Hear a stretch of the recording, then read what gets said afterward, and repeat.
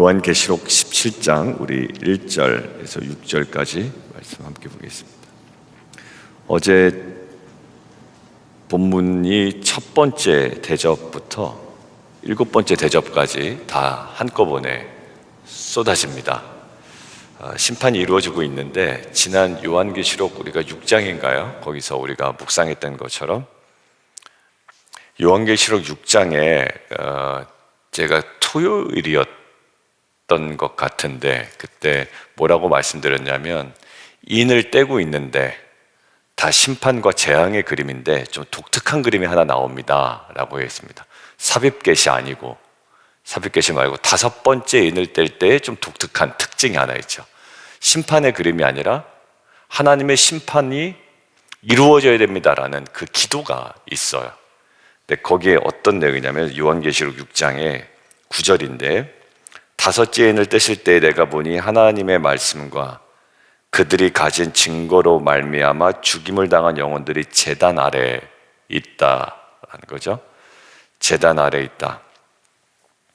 자, 제단 아래에서 뭐라면 10절에 큰 소리를 불러 이르되 거룩하고 참되신 대주제여 땅에 거하는 자들을 심판하여 우리 피를 갚아주지 아니하시기를 어느 때까지 하시려 하나이까. 심판을 요청하죠. 신원합니다. 그러니까 하나님의 공의에 대한 간절한 간구예요. 그리고 이후에도 보면 제가 계시록 할 때 첫 번째는 예수 그리스도 중심으로 인의 심판은 예수 그리스도가 인을 떼심으로 인하여 그 예수 그리스도의 주도권 속에 이루어졌다라고 이야기했죠. 근데 나팔 심판의 주도권은 어디에 있다고 말씀드렸나요? 성도들의 기도에 있다고 그랬죠. 자, 어제 본문 잘 보세요. 지금 그 관점에서 보는 겁니다. 그 관점에서 5절. 내가 들으니 물을 차지한 천사가 이르되 전에도 계셨고 지금도 계신 거룩하시니요 이렇게 심판하시니 뭐하다고요? 의로우시도다. 6절 보세요. 그들이 성도들과 선지자들의 피를 흘렸으므로 그들에게 피를 마시게 한 것이 뭐라고요? 합당하나이다. 7절 보세요. 또 내가 들으니 제단이 말하기를 그래요. 제가 요거 얘기하려고 그래요. 제단. 여러분들 그 제단과 지금 여기 요한계시록 6장에 있었던 그 죽임을 당한 영혼들이 제단 아래에 있어 큰 소리로 불러 이르되 라고 얘기했죠. 이 제단은 항상 무엇과 연관되냐면 간구와 연관되어 있고 기도와 연관되어 있습니다. 자, 7절 제단이 말하기를 그러하다 주 하나님 곧 전능하시니여 심판하시는 것이 뭐라고요? 참되시고 의로우시도다. 근데 심판이 막 이루어지고 있는데 일곱 대접이 막 쏟아지고 심판이 이루어지고 있는데 거기 다섯 번째 인을 뗄 때 조금 특이했던 그 장면과 비슷한 장면이 오늘 일곱 대접의 심판, 어제 본문이죠. 일곱 대접의 심판 가운데 여전히 있어요. 의로우시도다, 합당하나이다, 참되시고 의로우시도다.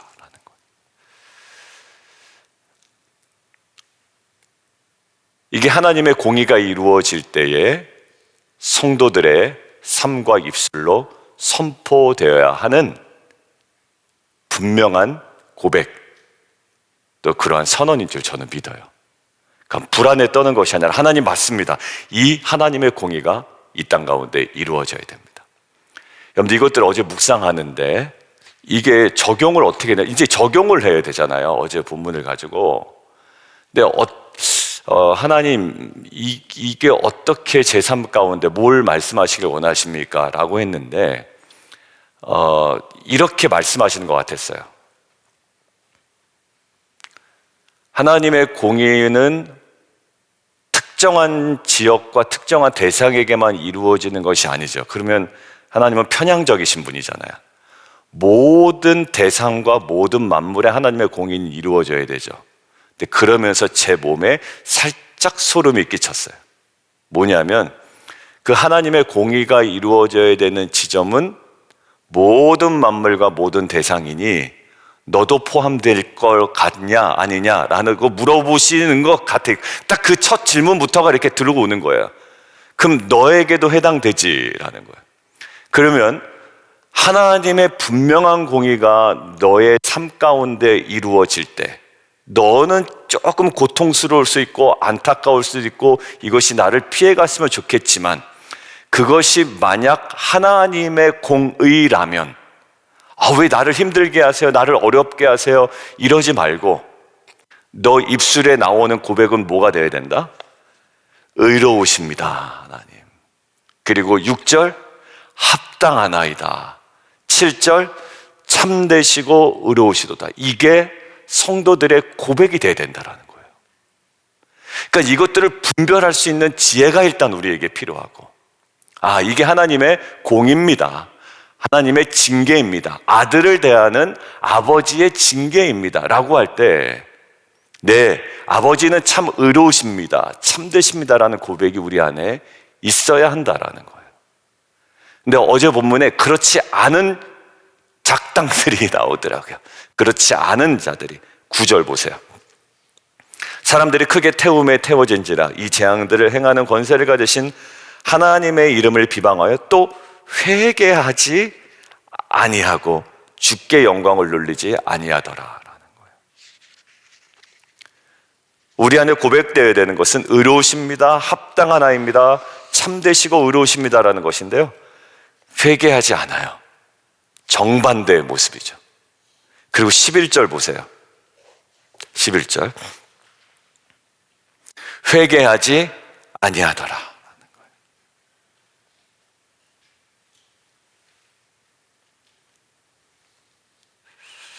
21절 맨 마지막에 하나님을 비방합니다. 그렇죠? 그러니까 어제 본문에서 하나님의 공의가 이루어질 때 두 가지의 완전 다른 반응이었어요. 참되십니다, 의로우십니다, 합당하십니다 라는 반응과 회개하지 아니하고 오히려 하나님을 비방하는 이 두 가지 모습이었습니다. 내 삶 가운데 하나님의 공의가 이루어질 때 마치 입에 말씀이 닳았다가 내 뱃속에 들어가서 굉장히 쓴 것처럼 아프고 고통스러울 수 있지만, 그때마저 우리 안에 고백되어야 되는 한마디, 참되십니다, 합당합니다, 의로우십니다. 그때에 하나님께서 그 모든 징계 과정을 거쳐 우리 가운데 행하시려는 선한 뜻들이 온전히 이루어질 줄 믿습니다. 자, 오늘 말씀 함께 보겠습니다. 오늘 등장하는 우리가 주목할 만한 한 존재가 있는데 큰 음녀입니다. 그러니까 좀 쉽게 얘기하면 창녀죠. 음녀인데 이 음녀의 정체는 하나님을 떠나 하나님을 대적하는 어떠한 존재로서 나옵니다. 여러분들 다음 장 한번 보실까요? 내일 본문. 자, 그 여자를 설명을 하는데 18절에 뭐라고 되어 있나요? 내가 본 그 여자는 땅의 왕들을 다스리는 큰 성이라. 그러니까 이게 여자로 나오고 또 성으로 나옵니다. 그러니까 여자와 성은 좀 연결이 안 되잖아요. 그러니까 이 큰 음녀와 성이라고 하는 존재는 하나님을 떠나고 하나님을 대적하는 어떤 영향력 있는 존재를 의미합니다. 자, 그 영향력이 오늘 나타나요. 그리고 아무리 영향력이 있다 한들 그들의 최후의 모습이 어떠한지를 17장, 18장에 걸쳐서 이야기를 하는 겁니다. 그러니까 지금 제가 오늘 말씀 전하기 전에 기도한 것처럼 속지 말라라는 거예요. 오늘 핵심은 속지 말라, 미혹되지 말라. 왜? 굉장히 매력적이기 때문입니다. 얼마나 매력적인지 한번 보겠습니다. 자, 오늘 이 큰 음녀가 어디에 앉았어요? 물 위에 앉았습니다. 물 위에 앉았죠? 자, 15절, 죄송해요. 15절 보세요. 내일 본문. 그 물이 뭔지 15절. 자, 내일 본문 15절 함께 읽겠습니다. 시작. 말하되 내가 본 바 음녀가 앉아있는 물은 백성과 무리와 열국과 방언들이니라. 야, 대단하죠? 백성과 열국과 무리와 열국과 방언들, 그게 물인데 그 위에 앉아 있다라는 거예요. 엄청난 영향력입니다. 그리고 그 영향력을 또 하나 알려주는 표현이 있는데, 그게 바로 어디에 올라탔다고 되겠나요? 3절에 보면 광야로 데려갔어요, 성령이. 그런데 내가 보니 여자가 붉은빛 짐승을 탔다라는 거죠. 이 탔다는요, 카세마이인데요, 그 뭐 적어 놓으실 필요는 없어요. 카세마이까지는 적어 놓을 필요 없는데, 이 뜻이 뭐냐면 통제하다, 주권을 행사하다라는 거예요. 그러니까 두 가지 모습에서 나타나죠. 물 위에 앉아 있어요. 근데 그게 물이 백성과 무리와 열국과 방언들이에요. 아주 호령을 하겠죠. 그리고 붉은빛 짐승을 탔는데, 이 탔다라는 말은 통제하다, 주권을 행사하다라는 거예요. 그러니까 이 큰 음녀가 권력을 계속 내내 즐기는 상태를 묘사합니다. 그러니까 하나님을 대적하는 존재죠. 바벨론이죠. 성이죠. 큰 음녀죠. 창녀죠. 하나님을 대적하는 음행자는 짐승을 타고 권력을 누리고 물 위에 앉아 있습니다. 자, 그런데 그의 실상이 뭐냐면 2절에 나와요. 그 영향력 있지만 그 사이에 껴있는 것이 뭐냐면 땅의 임금들도 그와 더불어 음행하도록 만들고 땅에 사는 자들도 음행의 포도주에 취하도록 만드는 겁니다. 그러니까 육체적인 타락뿐만 아니라 영적인 타락, 우상숭배까지 조장해버리는 모습이에요. 자, 그리고 또 겉으로 보이는 화려함이라고 있습니다. 아까는 권세가 있죠. 자, 주권을 행사하고 통제하는 그 영향력인데, 이제 4절에는 화려함이 있습니다. 자줏빛과 붉은빛 옷을 입고요, 금과 보석과 진주를 꾸미고 손에는요 금잔을 가져요. 근데 그게 실체가 뭐냐 우리한테 얘기해 주는, 거기까지 가시면 마음이 혹하잖아요. 여성분들 그릇 좋아하시죠? 남자들은 차 좋아하거든요. 남자들은 삐까뻔쩍한 차를 보면 우와, 누가 차 하나라도 사면 우와 막 이렇게 봅니다. 남자들은 차에 그냥 마음에 확 가요. 저도 이렇게 뭔가 새 차가 있고 이러면 야, 차 사셨네 이러면서 안에 보고 옵션 보고 막 봐요. 여성분들은 또 그릇 이렇게 또 관심 많잖아요. 여기 보면 금잔을 가졌대요. 금잔을. 나쁘지 않아요. 자줏빛, 붉은빛, 이게 요한계시록 마지막에 나오는 그런 색깔로도 표시가 되고요. 그 자줏빛 하면 뭔가 이렇게 권위도 상징되고요. 굉장히 그래 보여요. 그런데 실제 뭐냐면 가증한 물건이고 음행에 더러운 것들이 가득하대요. 네, 거기 보면 이마에 이름이 기록되는데 비밀이라 바벨론 땅의 음녀들과 가증한 것들의 어미다 라는 거예요. 여러분들, 이것들에 대한 분별력이 우리에겐 필요하대요. 왜요? 우리를 미혹하고 오늘 큐티 본문 제목처럼 유혹해요. 교회 안에서도 마찬가지고요, 교회 밖에서도 마찬가지예요. 이것들은 우리의 눈을 유혹하기에 충분한 것들이 너무나도 많습니다. 보기에 어떻게 해요? 굉장히 좋아 보여요. 먹음직도 해요. 그리고 지혜롭게 할 만큼 탐스럽기도 하단 말이에요. 육신의 정욕, 안목의 정욕, 이생의 자랑은요, 여러분들 우리가 막 너무 치가 떨리는 그런 게 아니라 너무나 매력적인 것들이기 때문에 그렇게 표현되는 거예요. 자, 근데 그것의 실체를 이야기했잖아요.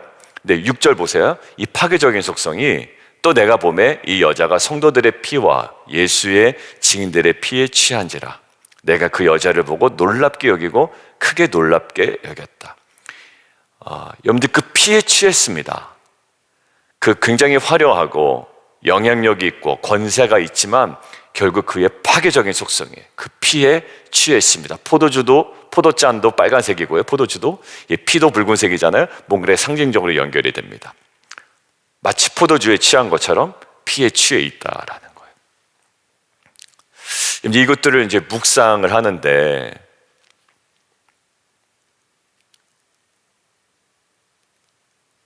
음녀와 대비되는 성경에 어떤 이미지가 있나라고 봤는데 어떤 이미지가 있냐면 마지막에 우리의 신랑 되신 어린 양 예수 그리스도와 만날 순결한 신부의 모습이 요한계시록 마지막에 등장해요. 네, 여러분들 그들의 옷은 어떤 옷이었던가요? 자줏빛, 붉은빛, 금과 보석과 진주로 꾸미고 손에 금잔을 가진 화려함이 아니라 정결함이었어요. 정결함. 세마포 옷으로 단장한 정결한 모습이었어요. 여러분들 우리의 뭐가 복음이냐라고 할 때 왜 우리가 이제 복음에 자꾸 공격을 당하냐면 내가 성공하는 것이 복음이 되어버리고 내가 커지는 것이 복음이 되어버립니다. 그러니까 우리는 자기를 부인하는 것이 십자가의 길이고 복음의 길이라고 이야기를 계속했는데 내가 성공하고 내가 커져버리는 거예요. 그게 이제 번영신학이 되어버리는 거죠. 그게 이제 마치 복음의 전부인 양 되는 겁니다. 여러분들 이것이 금과 붉은 자줏빛과 붉은빛과 금잔을 가지고 근데 거기에 진주로 꾸미고 또 물 위에 앉았고 붉은 짐승을 또 올라탔고요. 권세를 부리고 영향력도 있고 화려하기도 하고요. 근데 그것의 실체는 가증한 것이라는 거예요. 파괴적인 속성이 있어요. 그런데 마지막 어린 양 신부의 모습은 세마포 옷을 입은 정결한 모습이에요. 여러분들 우리가 분별할 때 가장 중요한 건 뭘까요? 거룩과 경건이에요. 우리가 몇 주 전에 나왔죠? 거룩과 경건이 굉장히 핵심이었어요. 이 시대에 누구냐? 저 사람은 돈도 많고 영향력도 있어. 말도 잘해. 여러분들 이거 아무 소용이 없는 것 같아요. 아무 소용이 없다고 얘기하지만 그것이 우리의 첫 번째 기준은 아닌 것 같아요. 지난 토요일 날 파운데이션 갔다가 집사님들과 얘기 나눴어요. 이제 혜원 집사님하고도 이야기 나누고 이런저런 얘기 나누다가 그런 얘기를 했어요. 저희가 이제 어떤 결론에 도달했냐면 결국 성도들의 삶이나 목사의 삶이나 영향력은 성품인 것 같아요 라는 것에 결론에 도달했어요. 그러니까 실력도 물론 있어야 돼요. 근데 실력이 있는데 성품이 온전해지지 않잖아요. 그럼 실력이 굉장히 독이 되어버리고 영향력도 독이 되어버리고 이 모든 것들이요. 근데 사실 아무것도 없는 것처럼 보이지만 그 성령 안에 성령의 9가지 열매가 다 성품적인 거잖아요. 근데 이 성품이 잘 다스려지고 성품이 정말 영롱하게 빛나면 그것만큼 영향력이 있는 게 없더라고요. 처음에 볼 때는 굉장히 매력적이야. 말도 잘해. 이제 아주 그냥 화끈해요. 예, 뭔가 이렇게 상황을 지배하는 능력도 있는 것 같고 끌고 가는 주도성도 있어요. 근데 이게 성품에 안 받쳐주면 이게 와르르 무너지더라고요. 와르르. 여러분들 결국 뭘까요? 단장하는 모습이고요. 어룩한 모습이에요. 근데 카리스마 있는 목회자들 참 많았거든요. 근데 그런 목사님들이 시간이 지나면 지날수록 결말이 좋으신 분도 있고 그렇지 않은 분들도 있습니다. 근데 카리스마 여부보다 더 중요한 게 뭐냐면 그 안에 있는 그리스도의 성품이에요. 신적 성품을 닮아가느냐는. 우리가 예수를 닮아간다 그럴 때 예수님의 권세를 닮아갈 거예요? 그런 건 아니잖아요. 예수님의 성품을 닮아가는 거죠.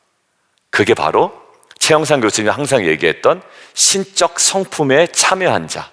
베드로전서, 베드로후서 계속 공동서신서에 나왔던 신적 성품에 참여한 자. 마지막 때일수록 그렇다라는 거예요. 너희가 고난 받냐? 고난 받는 거 두려워하지 말고 괜히 대들고 싸우지 말고 신적 성품에 참여하라라는 거예요. 여러분들 여기 보십시오. 얼마나 매력적으로 보일까요? 근데 이게 가증한 거래요. 이것들을 보던데 제가 하나 떠오르는 구절이 있었습니다. 로마서 13장이에요. 로마서 13장에 11절 한번 보시겠어요? 이것만 찾고 우리 오늘 기도하고 마치겠습니다. 로마서 13장 11절이에요. 제가 대강절, 몇 년 전 대강절 때 아마 이 본문을 가지고 설교한 기억이 나요. 근데 그때 뭐라고 설교했는지는 또 기억이 안 나고 근데 오늘 본문 묵상하다가 좀 생각이 났어요. 자, 로마서 13장 11절에 보면 위에 표제가 뭐라고 되어 있냐면 구원의 때가 가까워졌다라고 되어 있거든요. 구원의 때가 가까워졌다. 요한계시록과 별반 다르지 않은 분위기예요. 그죠? 자, 구원의 때가 가까웠다. 근데 보세요. 이렇게 얘기해요. 사도 바울은 너희가 이 시기를 알거니와 자다가 깰 때가 되었다라는 거예요. 오늘 미혹당하지 말자고 그랬죠? 유혹당하지 말자고 그랬죠? 이게 핵심이라고 그랬습니다. 아이고 결국 바벨론 큰 성 음녀 죽는구나 깔깔깔 웃는 게 목적이 아니라, 아니 너희들이 그들의 화려한 모습에 영향력 있는 모습에 넘어가지 말아야 돼 라는 거예요. 자, 그런데 자다가 깰 때가 되었으니 이는 이제 우리의 구원이 처음 믿을 때보다 가까워졌대요. 요한계시록과 별반 다르지 않다라는 느낌이었어요. 자, 12절 밤이 깊고 낮이 가까웠으니 그러므로 우리가 어둠의 일을 벗고 빛의 갑옷을 입자라는 거예요. 여러분들 오늘 제가 이 어둠의 일을 벗자라고 할 때 바로 4절에 저 옷을 벗어야 된다라고 생각이 들었던 거예요. 저 음녀가 입었던 옷들이 있잖아요. 그 화려한 옷들, 그러나 거기에 실체는 가증한 옷들이에요. 자, 어둠의 그 빛의 갑옷을 입자 낮에와 같이 단정히 행하고 방탕하거나 술 취하지 말며 음란하거나 호색하지 말며 다투거나 시기하지 말고 오직 주 예수 그리스도로 옷 입고 정욕을 위하여 육신의 일을 도모하지 말라. 근데 오늘은 정반대의 모습이죠. 큰 음녀의 모습은요. 여러분들 지금 벗고 입고가 있어요. 덮고 입고. 근데 벗고 입고가 있는데 뭐냐면 어둠의 일을 벗어야 돼요. 방탕하거나 술 취하거나 음란하거나 호색하거나 다투거나 시기하지 말고, 화려한 옷보다 우리가 입어야 되는 건 예수 그리스도로 옷 입고 요한계시록 후반부에 나오는 것처럼 단정한 세마포 옷을 입는 거예요. 거룩한 행실로 빛의 자녀들로 살아가는 것, 이것이 세상의 유혹을 이기는 길입니다. 그러니까 내가 유혹당하지 말아야지라는 것이 아니라 우리의 삶을 의의 무기로 온전히 헌신하는 거예요. 그러니까 나는 유혹당하지 않을 거야 라고 버티고 있는 것은 그렇게 좋은 태도는 아닌 것 같아요. 그 중립지대는 없거든요. 나는 유혹당하지 않을 테다. 아니요, 그런 게 아니라 로마서에서 계속 기조는 뭐냐면 너희가 예전에 불의의 무기로 너희 삶을 들였다면 이제는 어떻게 하라? 불의의 무기로 들이지 마라가 아니에요. 의의 무기로 너희의 삶을 내어드리라는 거거든요. 로마서 6장, 7장, 8장 계속 나오잖아요. 자, 그것처럼 오늘 우리가 옷을 갈아입는 거죠. 정결한 옷으로, 세마포 옷으로, 거룩한 행실로, 예수 그리스도로. 그것이 유혹당하지 않는 길로, 나 유혹당하지 않을 거야가 아니라 그냥 옷을 갈아입어 버리는 겁니다. 단정하게, 단정한 옷으로 갈아입는 거예요. 결국 이 시대에 주님께서 우리에게 원하시는 것, 그러니까 항상 이 시즌을 생각하세요. 이때 하나님, 우리가 이 음녀의 화려함이나 그들의 권세에 취하지 아니하고, 그들이 취한 건 결국 피에 취해버린 거잖아요. 주님의 거룩한 보혈의 피에 취한 자로, 거기에 물든 자로, 깨끗하게 된 자로 거룩한 행실과 예수 그리스도를 옷 입고 단정한 세마포로 우리의 마지막 때를 준비하는 귀한 성도 되게 하여 주옵소서. 이렇게 살아가는 저와 여러분 되기를 주님의 이름으로 축원드립니다. 우리 함께 그러한 기도 제목으로 우리 주님 이름 한번 부르고 함께 기도하며 나아가도록 하겠습니다.